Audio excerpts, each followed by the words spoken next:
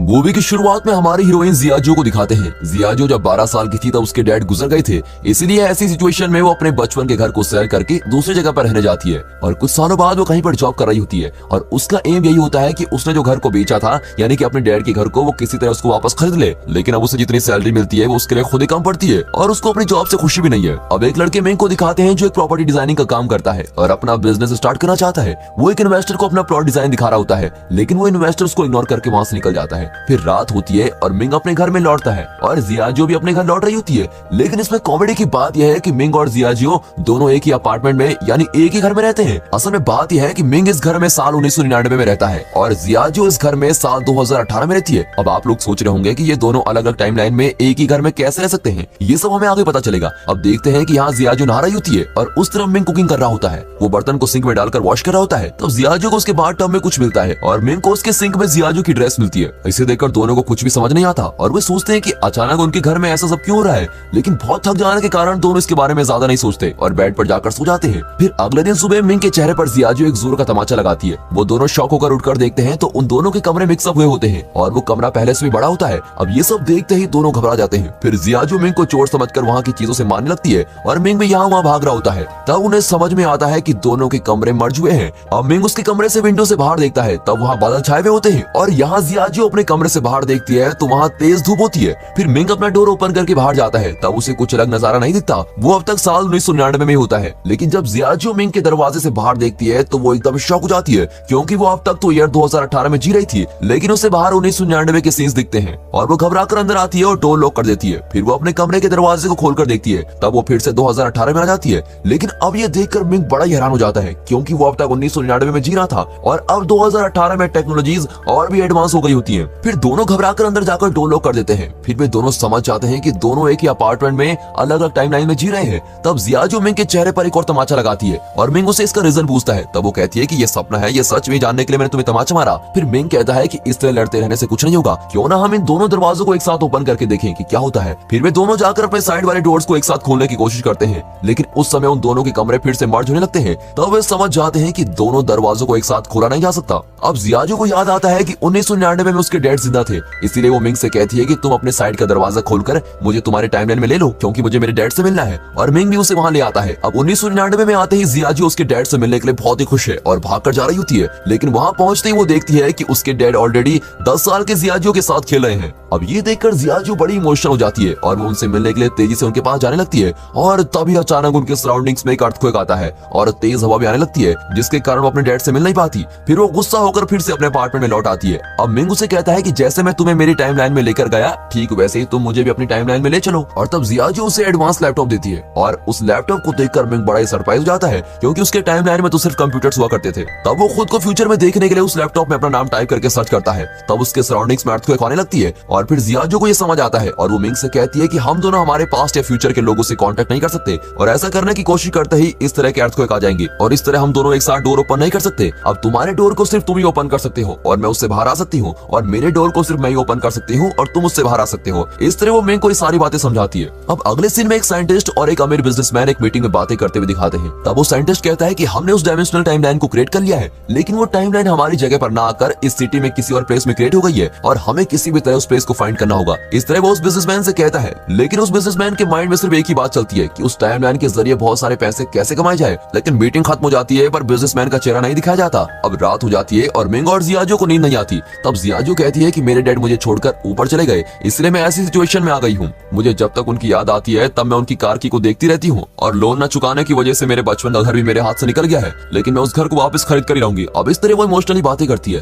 फिर सुबह हो जाती है और जियाजो और मिंग दोनों ही अपने टाइमलाइन में ऑफिस के लिए निकलते हैं। असल में जियाजो को एक अमीर आदमी के साथ शादी करनी होती है और इतना ही नहीं, उसकी एक कंडीशन भी होती है कि उससे शादी करने वाला आदमी अगर उसका घर वापस खरीद कर उसको देता है तो ही उससे शादी करेगी। और इसी कंडीशन के साथ वो कई लोगों को डेट भी करती है, लेकिन उसकी इस कंडीशन को कोई नहीं मानता। और ऐसे ही चलते चलते उसे एक दिन अमीर आदमी मिलता है जो उसकी कंडीशन के लिए राजी हो जाता है, लेकिन वो जियाजो से उम्र में काफी बड़ा लगता है और वो बातें भी बड़ी अजीब तरीके से करता है। लेकिन वो अमीर होने की वजह से जियाजो भी उससे शादी करने के लिए राजी हो जाती है। फिर वो कहता है कि कुछ ही समय में मैं तुम्हारे घर को खरीद लूंगा और फिर ऊपर से हम दोनों के नाम के नेम प्लेट्स को लगाना होगा। होगा उसके लिए कुछ पैसे लगेंगे और ऐसे छोटे मोटे खर्चे के लिए मैं कैश कैरी नहीं करता, इसलिए अगर तुम्हारे पास कुछ पैसे हैं तो मुझे दे दो। और इसकी बातों में आकर जियाजू भी उसको एटीएम से पैसे निकाल कर देती है। फिर वो कहता है कि मैं पानी की बोतल लेकर आता हूँ, लेकिन काफी देर हो जाती है और वापस नहीं लौटता। और तब जियाजू को पता लगता है कि वो असल में एक चोर था और वो उसके पैसे भी लेकर चला गया। इससे जियाजू बहुत ही अपसेट होती है और पुलिस आकर इन्वेस्टिगेट करने तक वो बैंक के बाहर ही बैठी रहती है। यहाँ मिंग अपने ऑफिस के रेस्ट रूम के अंदर बैठकर ड्रिंक्स ले रहा होता है। तब उस रेस्ट रूम में उस कंपनी का ओनर, उसका मैनेजर जूनी और उसके साथ और एक एम्प्लॉइज, ऐसे 3 लोग आते हैं। तब उनसे ओनर कहता है कि हमें आगे चलकर और भी बिजनेस करना है और इसके लिए मेरे पास बहुत सारे आइडियाज हैं, और ये कहकर चला जाता है। और उसके जाते ही जूनी उस एम्प्लॉय से कहता है कि उस ओनर को धोखा देकर हमें उसके सारे पैसे लेने होंगे और फिर हम उसे बैंक में फंसा देंगे, और इस तरह उस एम्प्लॉय को अपना प्लान बता देता है। तब बाथरूम में दिखाते हैं जहाँ मिंग कुछ गिरा देता है और उसकी आवाज सुनकर जूनी समझ लेता है कि किसी ने उनका प्लान सुन लिया है। फिर वो बाथरूम के पास जाकर झुक कर देखता है और मिंग के पैर को पकड़कर खींच लेता है और उसको बाहर निकालता है। फिर मिंग को देखते ही वो कहता है, अच्छा तुम्हें कोई बिजनेस स्टार्ट करने के लिए पैसों की जरूरत थी ना, उसके लिए मैं तुम्हें बैंक से लोन अरेंज करवा कर देता हूँ, लेकिन तुम मेरी कही भी बातों को किसी और से नहीं कहोगे। तो मिंग भी कहता है ठीक है, मैं सोच कर बताता हूँ। फिर थोड़ी देर बाद जूनी मिंग को अपने कैबिन में बुलाकर कहता है कि मैं तुम्हें क्यों लोन अरेंज करके दूं, तुमने तो सिर्फ मेरी बात सुनी है लेकिन तुम्हारे पास उसका कोई प्रूफ तो नहीं है, और अब तो मैंने तुम्हें नौकरी से भी निकाल दिया है, तो तुम अब घर जा सकते हो। इस पर मिंग उससे कई बार रिक्वेस्ट करता है और कहता है मैं इस बात को किसी और से शेयर नहीं करूंगा और प्लीज मुझे नौकरी से मत निकालिए, लेकिन जूनी उसकी बातों को इग्नोर करता है और उसे नौकरी से निकाल देता है। यहाँ जियाजू एक ज्वेलरी शॉप में काम कर रही होती है। तब वहाँ उसकी बचपन की बेस्ट फ्रेंड जियाओया आती है और कई सालों के बाद मिलने से वो काफी खुशी से बातें करते हैं। जियाओया ने एक अमीर आदमी से शादी की होती है और ये बात वो जियाजू को बताती है। तब जियाजू भी उससे कहती है कि हाँ मेरे हस्बैंड भी बहुत अमीर है और वो हमेशा बिजी रहते हैं, और इस तरह वो उससे झूठ कह देती है। तब जियाओया उससे कहती है कि आज रात तुम अपने हस्बैंड को साथ लेकर आओ, हम डिनर साथ में करेंगे और मैं भी अपने हस्बैंड को साथ लेकर आऊंगी, और ये कहकर वहाँ से चली जाती है। और अब जियाजू एक बड़ी प्रॉब्लम में फंस गई है। झूठ कहने के कारण उसे अब समझ नहीं आता कि वो इसे कैसे हैंडल करे। तब उसे एक आइडिया आता है। वो मिंग को अपना हस्बैंड होने की एक्टिंग करने को कहती है और वो एक कोट को रेंट पे ले लेती है और मिंग को उसको पहनने के लिए कहती है। फिर वो मिंग को इस तरह रेडी करती है जैसे वो बहुत ही अमीर बिजनेसमैन लगे। फिर वो जियाओया की कहीं भी जगह पर जाते हैं और वहाँ जियाजू मिंग को अपना हस्बैंड कहकर इंट्रोड्यूस कराती है और कुछ देर तक सब कुछ नॉर्मल चल रहा होता है। फिर खाना खाते समय मिंग अपने खाने को जल्दी खाकर खत्म कर देता है और फिर वो अपना कोट उतारकर साइड में रखता है। और तब जियाओया और उसका हस्बैंड सिचेंग नोट करते हैं कि मिंग के कोट पर लिखा हुआ है यहाँ कपड़े रेंट पर दिए जाते हैं, लेकिन ये पता ना होकर मिंग उससे कहता है कि मेरी एक बहुत ही बड़ी कंपनी है, और इस तरह की झूठी कहानियां उन दोनों को बताता है। और ये सब सुनकर वो दोनों को हंसी आती है। और इतना नहीं, जियाजू उन्हें अपनी एक और फेक डायमंड रिंग को दिखाकर कहती है ये करोड़ों रुपयों की डायमंड है, और तब वो फेक डायमंड उस रिंग से निकलकर आग के पास जाकर गिरता है और वो पूरी तरह से मेल्ट हो जाता है। अब ये सब देखकर जियाओया और सिचेंग हंसने लगते हैं और इससे जियाजू बहुत ही शर्मिंदा होती है और फिर घर लौट जाती है और इस बात को सोचकर मिंग के सामने रोती है। तब टीवी में कोई लॉटरी टिकट का शो चल रहा होता है और उस शो को देखते ही वो लॉटरी टिकट खरीदकर अमीर बनने के सपने देखते हैं और वे असल में कौन सा लॉटरी नंबर जीतेगा इसका पता लगाते हैं। और फिर अगले दिन ही मिंग के टाइमलाइन में यानी 1999 में जाकर तुरंत उस नंबर वाली लॉटरी टिकट को खरीद लेते हैं। अब क्योंकि दोनों को पता चल गया है कि उनकी लॉटरी ही विन करेगी, इसलिए वे दोनों खूब मजे करते हैं। अब इस दौरान जियाजू मिंग को अपने टाइमलाइन में ले लेती है और दोनों बहुत ही एंजॉय करते हैं और बाहर में जाकर ड्रिंक्स करते हैं। तब उस रेस्टोरेंट का स्टाफ उनसे आकर ड्रिंक्स के पैसे मांगता है। तब जियाजू कहती है मेरे सारे पैसे खत्म हो गए हैं, इसलिए तुम मेरा पर्स रख लो, ये कोई नॉर्मल पर्स नहीं है बल्कि बहुत कीमती है, और कल मैं आकर तुम्हें पैसे देकर ये पर्स वापस ले लूंगी। अब अगले दिन सुबह होते ही दोनों उठकर लॉटरी टिकट के रिजल्ट को जानने के लिए बड़े क्यूरियस होते हैं और एज एक्सपेक्टेड उनकी लॉटरी टिकट ही विन करती है, लेकिन तब अचानक उनका लॉटरी टिकट में से नंबर गायब हो जाता है और दोनों बड़े उदास हो जाते हैं। फिर उन्हें समझ में आता है कि वो उनके फ्यूचर को चेंज नहीं कर सकते, और तब अगले दिन जियाजू उस रेस्टोरेंट में जाकर अपना पर्स वापस मांगती है। तब वो स्टाफ मना कर देता है और कहता है कि पहले पैसे दो, लेकिन उसके पास तो पैसे होते नहीं और गुस्से में वो घर लौट रहे होते हैं। तभी उस समय एक बड़े एडवर्टाइजमेंट स्क्रीन पर मिंग को दिखाते हैं। असल में वो 2018 की टाइमलाइन में रहने वाला मिंग है और फ्यूचर में मिंग एक अमीर बिजनेसमैन बना होता है और अब वो मीडिया पर इंटरव्यू देने आया होता है। उसको देखकर मिंग शॉक हो जाता है और सोचता है कि मैं फ्यूचर में ऐसे कैसे बन गया हूँ। फिर दोनों जहाँ फ्यूचर मिंग इंटरव्यू दे रहा होता है उस जगह पर पहुंच जाते हैं। वहाँ जाकर जब मिंग फ्यूचर मिंग के पास जाने की कोशिश करता है तब वहाँ फिर से अर्थक्वेक आता है और फिर वो प्रोग्राम भी कैंसिल हो जाता है। तब फ्यूचर मिंग को ऐसा लगता है कि वो इसके पहले जियाजू से मिला है। इस तरह जियाजू से जुड़ी हुई बातें उसे याद आती है और यहाँ मिंग स्लिप होकर नीचे गिरता है और उसके हाथ पर चोट आती है। तब फ्यूचर मिंग के हाथ पर भी वही चोट आती है और इससे ये पता चलता है कि मिंग जो भी करता है वो उस फ्यूचर मिंग को भी अफेक्ट करेगा। और पहले की मीटिंग सीन में जिस बिजनेसमैन को दिखाया गया था वो कोई और नहीं बल्कि फ्यूचर मिंग ही है और उसके साथ जो साइंटिस्ट बातें कर रहा था वो जूनी है जिसने 1999 में मिंग को नौकरी से निकाल दिया था। अब जूनी फ्यूचर मिंग से कहता है कि 1999 का मिंग अपने टाइमलाइन में ना होकर जियाजू के टाइमलाइन में आ रहा है और इसीलिए आपको ऐसी मेमोरीज भी आती रहेंगी और ये सब बातें आप पर भारी पड़ सकती है। यहाँ अगले दिन मिंग अपने ऑफिस में जाकर जूनी से मिलता है और कहता है आप क्या मुझे नौकरी से निकालेंगे, लीजिए मैं खुद ही नौकरी छोड़ रहा हूँ, और ये कहकर रिजाइनेशन लेटर देकर चला जाता है। और यहाँ फ्यूचर मिंग जियाजू की ज्वेलरी शॉप में आकर उसे डेटिंग पर अपने कार में लेके जाता है, लेकिन वो जितनी खुश उस 1999 वाले मिंग के साथ थी उतनी खुशी उसे इस फ्यूचर मिंग के साथ रहने पर नहीं मिलती। और फ्यूचर मिंग उसे एक कॉस्टली रेस्टोरेंट में लेकर जाता है, लेकिन फिर भी जियाजू कुछ मिस कर रही होती है। डिनर करते समय फ्यूचर मिंग उससे कहता है कि मुझे पता है कि तुम 1999 वाले मिंग के साथ रह रही हो, लेकिन अब तुम मेरे पास्ट के साथ मत रहो क्योंकि इससे मेरा फ्यूचर अफेक्ट हो सकता है। मैं किसी गोल के साथ आगे बढ़ रहा हूँ, लेकिन उसमें तुम्हारी वजह से कोई प्रॉब्लम आ सकती है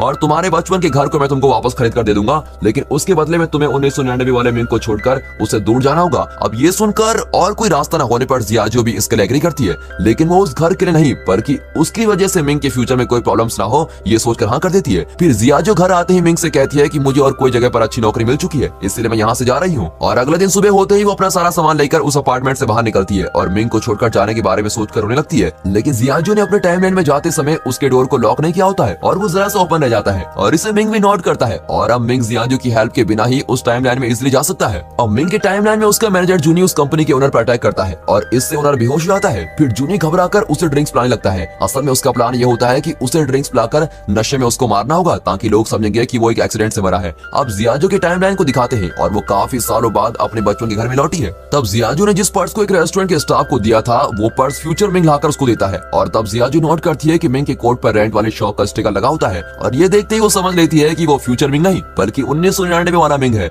और फिर वो दोनों किस करने लगते हैं और जियाजो उससे कहती है कि हमारा सेपरेट होना ही तुम्हारे फ्यूचर के लिए अच्छा होगा, इसलिए आगे से तुम कभी मुझसे मिलने की बात मत करना, और उसको ऐसा कहकर भेज देती है। फिर दोनों ही रोने लगते हैं और मिंग सैड होकर अपने अपार्टमेंट में लौटता है और तब उसे जूनी कॉल करके अर्जेंटली एक ब्रिज पर पहुंचने के लिए कहता है। मिंग को कुछ समझ में नहीं आता कि नौकरी छोड़ देने के बाद भी जूनी उसको क्यों बुला रहा है। असल में जूनी ने मिंग को इसलिए बुलाया होता है क्योंकि उसे ओनर को मारने के लिए उसकी हेल्प की जरूरत थी। वो उसे कहता है कि हम इसे अब मार देंगे लेकिन ये एक एक्सीडेंट लगना चाहिए, लेकिन मिंग को ऐसा नहीं करना होता है और वो जूनी को लाख समझाता है कि ऐसा मत करो, ऐसा करना गलत है, लेकिन जूनी उसकी बातों को इग्नोर कर देता है। और तब मिंग कुछ बातें रियलाइज करता है कि 1999 में फ्यूचर मिंग और जूनी ने मिलकर उस ओनर को मार दिया था और इसी वजह से मिंग को मैनेजर की पोस्ट मिली थी और इस तरह से वो इतना अमीर बन गया था। ये सारी बातें मिंग समझ लेता है और तब मिंग उस कार की कीचेन को नोटिस करता है और ये वही चेन है जिसे देखकर जियाजो अपने डैड को याद करती है, यानी वो ओनर ही जियाजो के डैड है। अब ये समझते ही मिंग सोचता है कि मैंने जो मिस्टेक की थी उसे मैं ही ठीक करूंगा। फिर वो जाकर जूनी को रोकता है और उस ओनर को बचा लेता है और ऐसा करने पर फ्यूचर मिंग गायब हो जाता है और जियाजो को अपने डैड वापस मिल जाते हैं और वो फिर से बचपन से अपने डैड के साथ टाइम स्पेंड करने लगती है। अब टाइम पास्ट में जाने से वहाँ सब कुछ बदलने लगता है